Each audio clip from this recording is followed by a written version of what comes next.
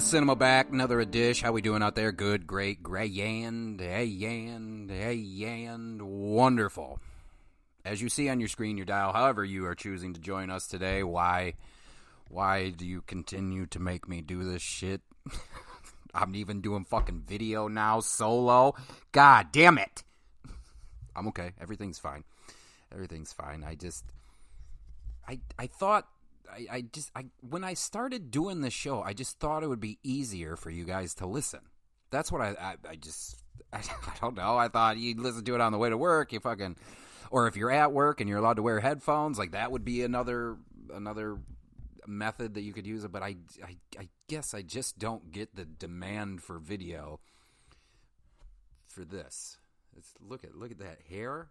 What's up with that fucking hair? Anyway, as you see on your screen, for the record, I don't know what the fuck I'm doing anymore. Like, I am so tapped out of this show that it's becoming a problem. In fact, like, I was this close. See, look, I'm already using the visual. I was this close to just writing the distributors that I do shit for and just being like, hey, I don't want to anymore. But I didn't have the fucking balls, so, which is, I don't know why I'm bringing that up. This one isn't even one that a distributor gave me. It's just one that I wanted to talk about a little bit.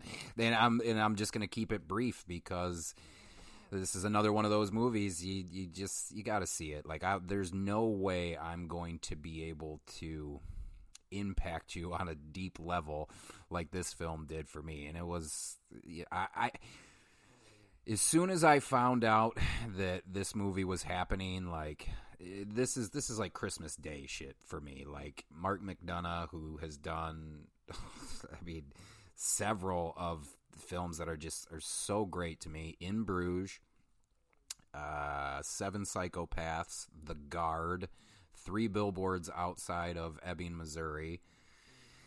Just that, those are my types of movies. So, I mean, what is your types of movies? Dark comedy, gut punch comedies. Those are my types of movies. I not so much anymore, but back in the day, like, people would be like, "Wow, you like Game of Thrones and stuff?" And it's like, yeah, I mean, it's fine. It's fine. It's not the greatest shit, or Star Wars or whatever. Like, I watch that stuff. You know, this is where I'm different from you fucks. Like, you don't watch the shit that you think may not interest you, and I still do. You know, so I watch the shit that I want to watch and the shit that I'm like, whatever. But these are the type of movies that I like. This is why I go to the cinema, is for films like this. I'm not saying there's anything wrong with Star Wars. I'm not saying there's anything wrong with Harry Potter or whatever. I just like stuff that's rooted in realism. I think I was telling somebody the other day, Coen brothers are my favorite types of movies. Why? Because it's normal people getting in fucked up situations and making fucked up decisions. This is why I like it. That's why I like it. This doesn't necessarily happen in this film, but in terms of the dark comedy, this is your quintessential dark comedy, you know? And same with, oh man, we got a lot of shaking going on with I'm getting too animated with the video element here. This is why I don't fucking do it. This is why I don't do video, you know? But when you have filmmakers, plural, saying, but you're such a joy to watch when we do the interviews. You know, your reaction is great. Yeah, but what about when I'm reacting to no one? How good is all this when there's nobody else? I don't fucking know. The Banshees of Inisherin. The Banshees of Inisherin. Starring Colin Farrell. Starring Brendan Gleeson. Treasure. A global treasure. Both of them. I'm just going to come on record and say it. In fact, I think somewhere in the Rotten Tomatoes, somebody said that this is Colin Farrell's best performance. Here, let me ponder live on air. See, this is fine for the visual element, but for the people listening just to the podcast, all they get is dead fucking air. And since I don't do any editing, they're going to get dead air. Is this my favorite Colin Farrell flick? Well, let's see. Phone Booth I really liked. Alexander in Bruges, which is another written and directed Martin McDonagh film. Seven Psychopaths. The Lobster. Oh, I did like... Dude, I love the weird shit. Like The Lobster and Killing of a Sacred Deer by Yorgos Lanthimos. Yorgos Lanthimos? I don't know. Those are really good and super strong performances from Colin Farrell. I don't know, man. I don't know if it's my favorite. I mean, it's up there. It's definitely up there. But as far as a favorite, I guess we got to see a little bit more range from Colin Farrell than we've had, at least in the past 5 to 10. Well, it feels fucking weird to say that because he just played the fucking Penguin, dude. Colin Farrell played the Batman villain Penguin. And I know all of you guys know that, but what I'm saying is, like, first of all, great makeup on the Batman, right? Just like he was unrecognizable as as Penguin, and he's one of the strongest parts of that movie. But I guess I just say that is you watch him in this, and then you compare it to something recent like Batman, dude. He's a fucking treasure too. He's a fucking treasure too. I don't know. I wouldn't even like rate one higher or the other in terms of Brendan Gleeson or Colin Farrell. All I know is that 9 times out of 10, if they're in a movie, I'm probably going to see it most of the time. And you know, there's stinkers in there, probably more so on the Colin Farrell side than the Brendan Gleeson side. But I just think they're both top-notch actors, and in this, they're both at the top of their fucking game. Without them, I wonder if the beating heart that resides within this film would be heard. I don't even... Is that a good analogy? I don't... Fuck, Jesus Christ. Anyway, you got Colin Farrell who plays... So this is funny. I don't know if I'm going to say any of these legitimate Irish names how they're supposed to be said, because as I'm watching... So Colin Farrell's character name in this is Predraic Syllabahan. But I swear to God, there's times in that film where it sounds like they're saying Pollock. So I don't know if it's Podrick, Pollock. I don't know, man. But when I saw the actual spelling of it, I went, no, that can't be right. That can't be right. Anyway, he plays Patrick. We'll just say Colin. And then Brendan Gleeson's playing Colm Doherty. Colm Doherty. You have Kerry Condon, who is amazing in this. Like, you take her and Barry Keoghan. Is it Keoghan? Keoghan or Keoghan? Who knows? He was also in Killing of a Sacred Deer. Really good in that. But you take Kerry Condon and Barry Keoghan out of this, and it would still work, but there's something about their presence in this that just adds another layer to this. It's so... I don't want to say it's so dark, but it does feel like it's a gut punch after gut punch. It's like gut punch, comedy, gut punch, comedy. So those are, circling back to the opening of the show, those are the movies that I like. Is that I like dramedies. Those are probably my favorite things to watch. Dramedies rooted in realism. How did I describe it to a layman earlier? Instead of going, ha, ha, ha, oh, it's more like, oh, I like that. I probably shouldn't, but I'm sick and twisted. So anyway, the Banshees of Inisherin. I don't know what I like more. Everything Everywhere All at Once or the Banshees of Inisherin. Now, I say that they're two totally different movies. You can't... It's tough doing the whole list things these days. I've explained it on the show before, but I guess why I say that is... they're two total... Well, are they? Yeah, they are. They're two totally different experiences, but, like, there's something so... I mean, Everything Everywhere All at Once is definitely more original, but you don't see movies like The Banshees of Inisherin getting made that often. You don't, or at least that are as sharp as Banshees in. Like, there's...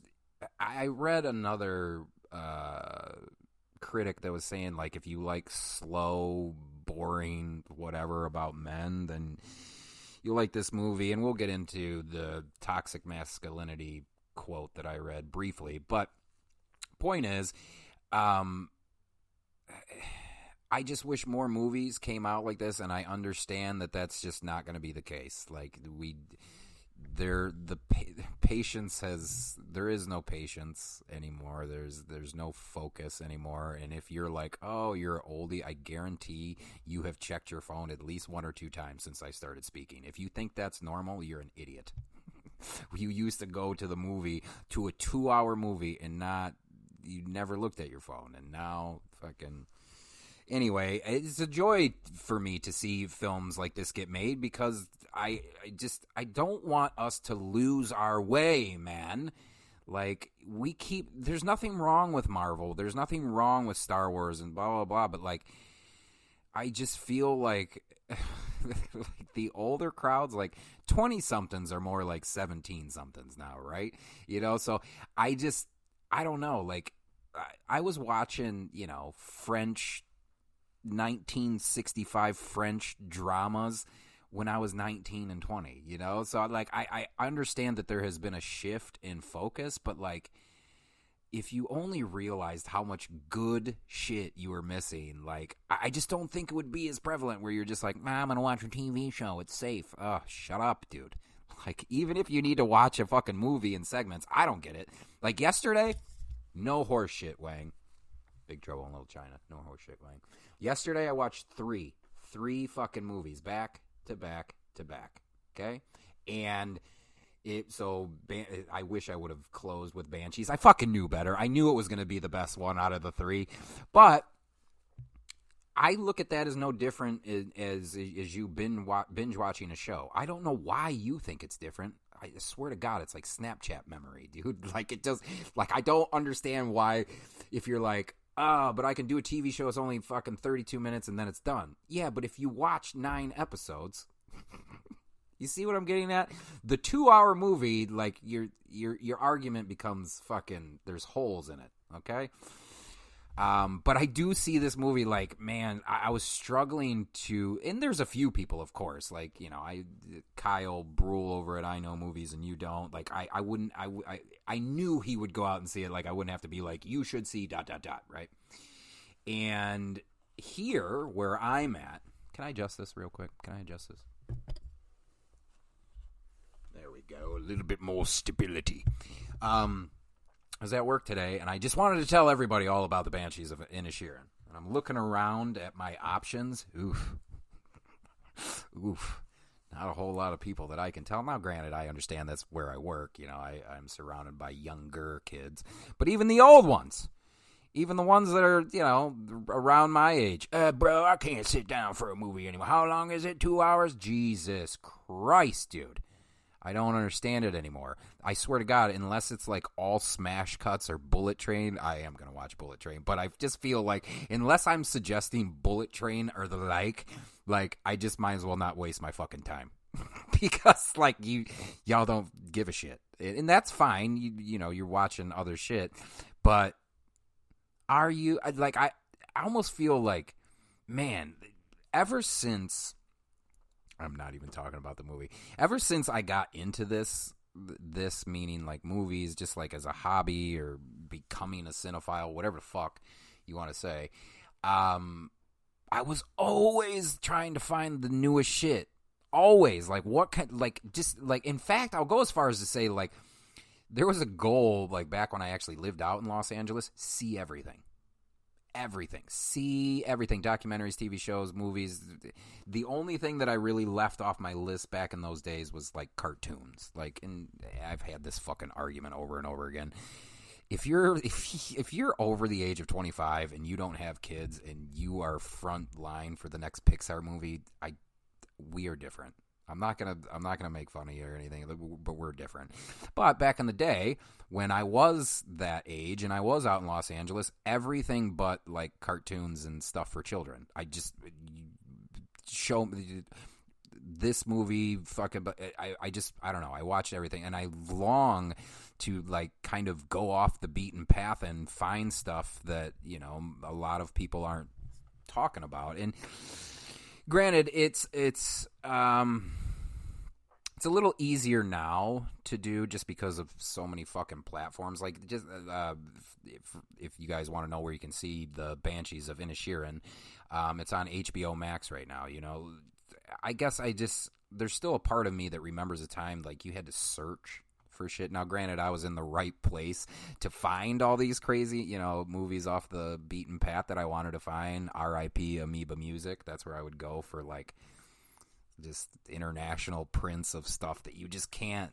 Anyway, those days are over. But I'm curious as to when the culture is going to shift again, because like there is at least 3 to 5 people I can think of that when I went to work today that I think would enjoy this film. But I know them on a personal level so well that I was almost doing them a favor by not recommending it, because I know like one of the dudes, like anytime I put on a movie, I just fall asleep. I don't know how. Like, maybe you should live healthier. Like, if that's really what happens every time you throw on a movie, you need to eat healthier, sleep better, and you know, whatever. Because like, I don't know, dude. So back to the 3 movies. I watched 3 movies. All over the board. We are all over the board trying to entertain for the visuals. God damn it. Banshees of Inisherin, The Fabelmans, and Bones and all yesterday. Now, I think the point I was trying to make when I originally brought that up was all you got to do is just, I don't know, change the perspective. Is that any different than probably what you did? No, you watched cooking shows all day. So what's it to do a movie? You can pause the movie. It'll be okay.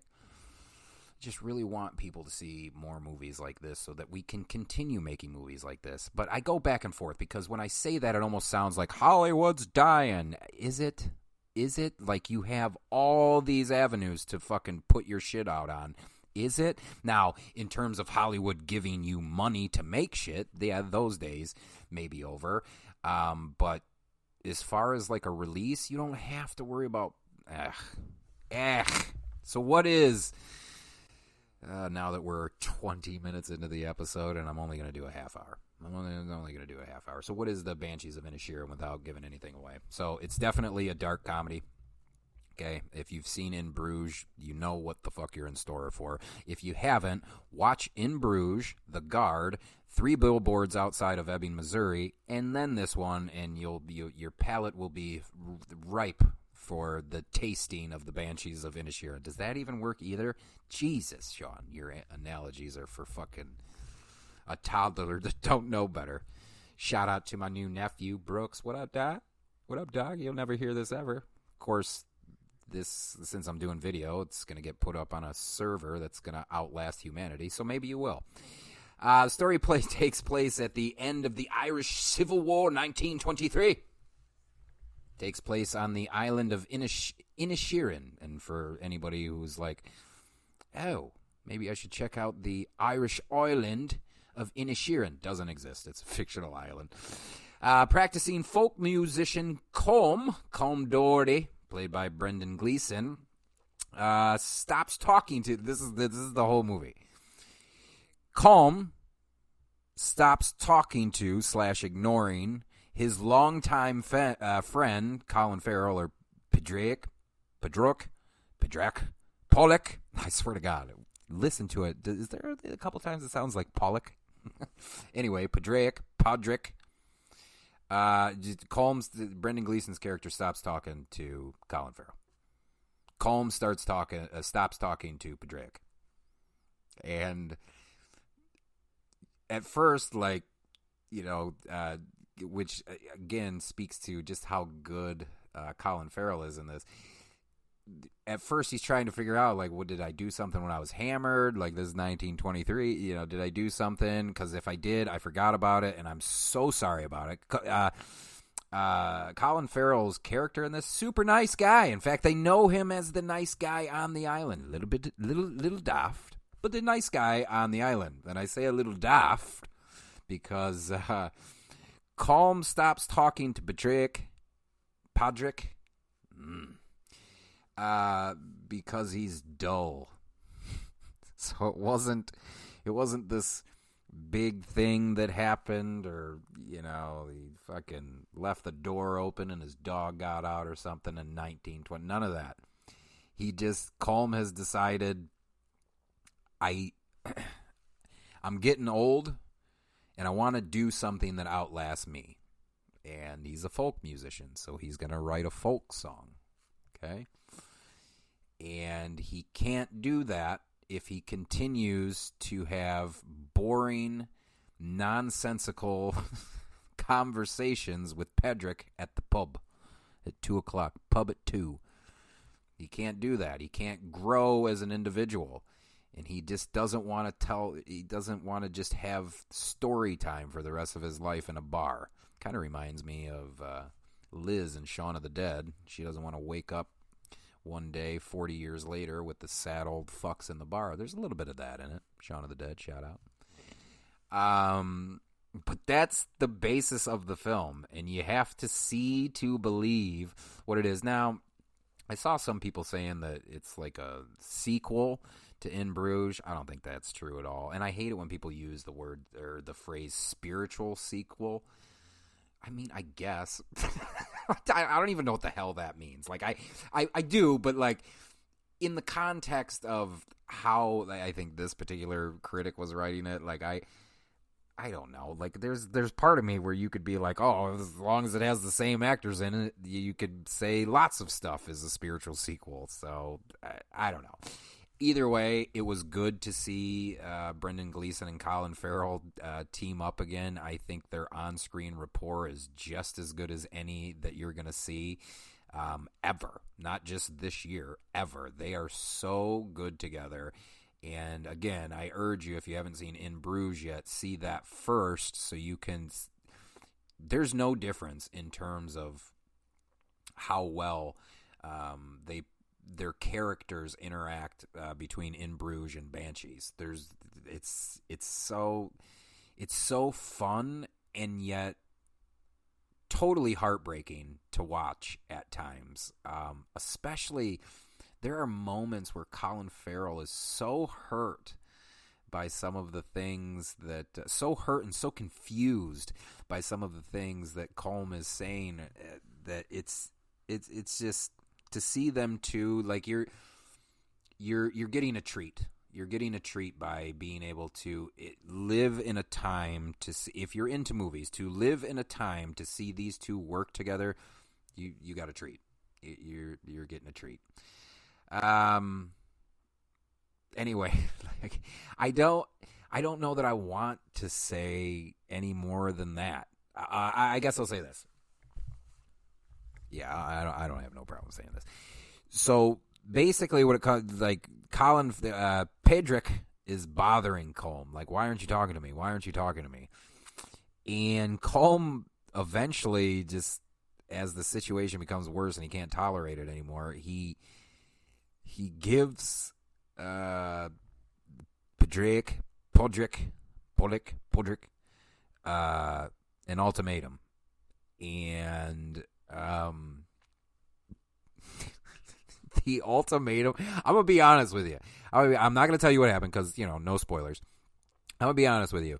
Boy, did I not think that, or boy, did I think he was full of shit about the ultimatum that he made until some nice sound design comes in and wrecks your fucking world, dude. I gasped out loud when I was watching it because I just didn't think it was gonna fucking happen. and then you hear bang, and you're like, oh, he fucking did it.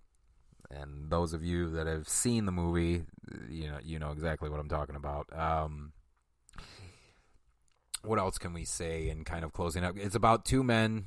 I understand, like, women may not be attracted to this film, but I always tell people, put yourself in the position of the characters. Like, if you ever have a fucking, I don't know, like, women especially, I'm obviously, for a very, very long time, and still to a certain extent, everything is very male-driven, and I understand that. But why don't you suspend disbelief for a little while? Why don't you put yourself in the character of Colm, or put yourself in the character of Podrick, or even Siobhan, which is the sister. Put yourself in her shoes. I think she has a great character arc that goes throughout the film. Or even watching Barry Keoghan work? Do you ever feel like the dumb one in your town? but if you're a woman watching this, or if you're a woman, like, yes, you would never go out to seek this film, but I urge you to, and just pretend that they're fucking women. Well, women wouldn't say that. Well, you don't fucking know. Have you traveled the world? And if you have, and you turns out that no woman would ever say that, all right. I don't believe that you traveled the world, but I'll entertain it. But I don't know. Like, I read some toxic masculinity line on Rotten Tomatoes, and I was just kind of like, I went back and forth. Like, on the one hand, am I glad that we're acknowledging certain things? Of course I am. But on the flip side of that, is it detrimental to the film upon its release if that's how you're talking about it critically? And I don't know. I don't necessarily know what I'm trying to get at with that. I guess because the movie does have, I don't know. Why can't it just be toxic humanity? I don't know. I don't know why we have to pigeonhole it to one thing. And I know that cultural, the standard of the culture right now, it's fine to say that. I guess I don't want to get in a habit where we are possibly degrading films based on social standards. That doesn't make a whole lot of sense to me, because I do feel that on some level you have to have a villain, right? Well, are you going to say that the movie's homophobic because the villain says faggot? Like, I don't know if, do you see what I'm kind of driving at? Is like, we have to find another way. And I'm not saying that you can't, like, oh, we don't need to say words like that. I agree with you. You can make the character hateable in other ways, but on the off chance that it fits the story, are we going to negatively review something because of the cultural standards? I think we're on a slippery slope, gang. On a slippery slope, because I tell you right now, so the F word that I just dropped, if a villain says that, and he's in context of how he's saying it, it's evil, well, I'm going to hate the character even more. That's a testament to the writing. That's not going to make me go, well, I only hated the character because he was homophobic. That's at least that's not, I hate the fact that I am a critic, but that's at least not what this critic would do. I'm not, I hesitate to say that I'm a critic. I'm a sharer. I just want to share with you my thoughts on these films, for good or ill. For good or ill, gang. I just want to share, because I know, at least in my neck of the woods, that hair's fucking crazy, dude. Coming in on the video like that hair's fucking wild. I just don't want to, and I wrote in my little notes here, I just don't want to get into a position where now every movie's stupid because it's not living by the standard of the culture. I suppose I just could have said that fucking way easier. Yeah, like, this movie is just one gut punch after another. It really is. What else can I say about it? If you've tried McDonagh's stuff in the past, you know you're in for a comedy, but also tragedy, and this tale spares no one for the most part, except maybe the sister. And it feels like you're reeling from the first gut punch as you're taking in another one, or I think I mentioned earlier in the show, it's like gut punch, laugh, and like, it's very hard to do that, I think, successfully as a writer, to do it as efficiently as Martin has done it. There's something, and there's a reason, I think, why his movies, for me at least, not necessarily for you, for me at least, why his shit sticks out like a sore thumb for me. And good, I want the sore thumb. Dude, I just say some of the dumbest shit, don't I? But I do. I want that. I want to see that sore thumb, because I just like alternative voices. Not to say that, Marvel, I don't know. I always go back to Marvel and everything, because on the one hand, I feel to a certain degree that they have saved film, But on the other hand, I wonder how much we're hurting them in terms of formula. But then I combat that with, well, you have the Marvel film so that the guy can get the girl, or the guy beats the monster, or the girl beats the guy, or the girl beats the monster, whatever trope you have. It's still okay to do that. Like, I'm still fine with a traditional ending as long as I get to see movies like this, like the Banshees of Inisherin, because this is another one of the, like, I go round and round, or I have in the past gone round and round with people. I like movies that end very ambiguously. I like pondering what if. And then ultimately I don't care. Like, I think that's the beauty of it. I was telling somebody the other day, well, why don't I think we were, the traditional one is Inception. Did the totem topple at the end? I don't know. I don't fucking care. I love that we don't know. Why can't that be the answer?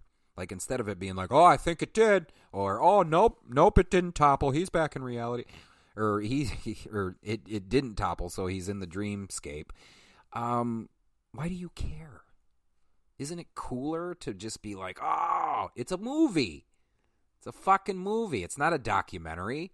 If that ended a documentary, yeah, that'd be a fucking trip, and I need to know the answer. I'm a normal human being, but when it comes to the fucking movie magic stuff, the fake stuff, I don't care.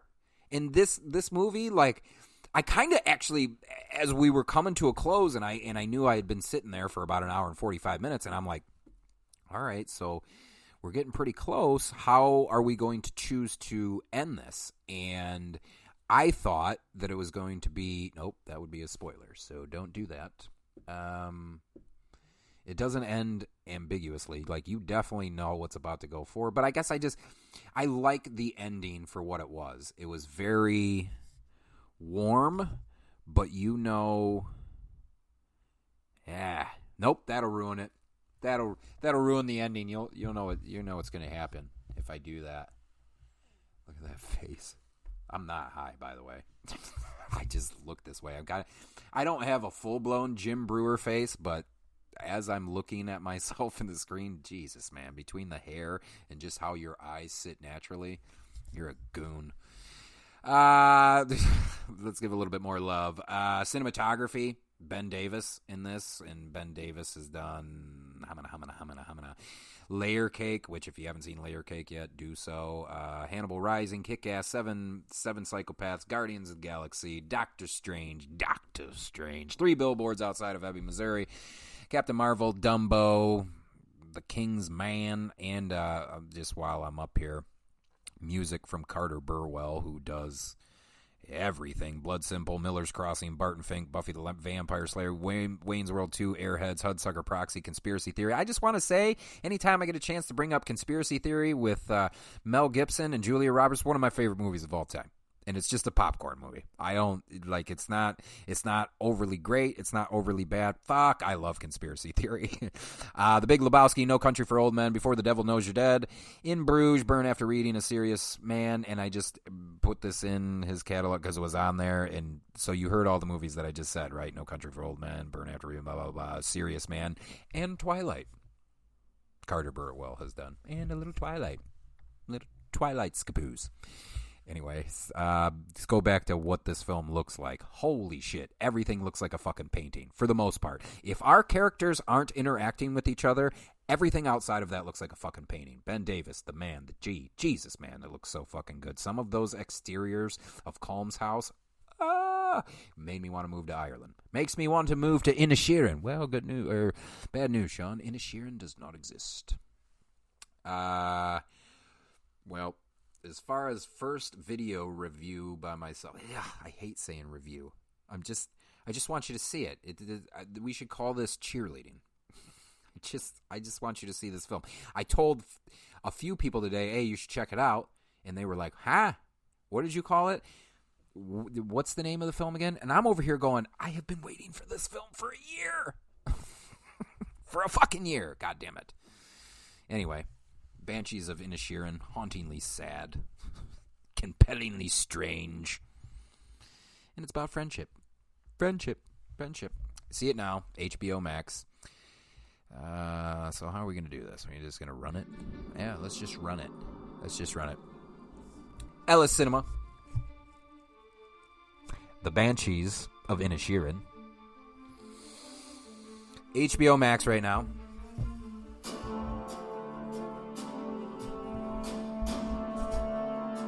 Got to do all those.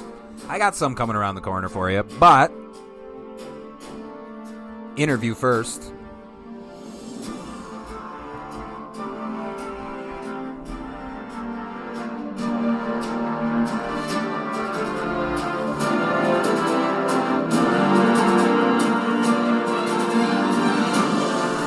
Make sure you stay tuned on Saturday. Might have a little treat for you. Ellis Cinema, Banshees of Inisherin. We gone.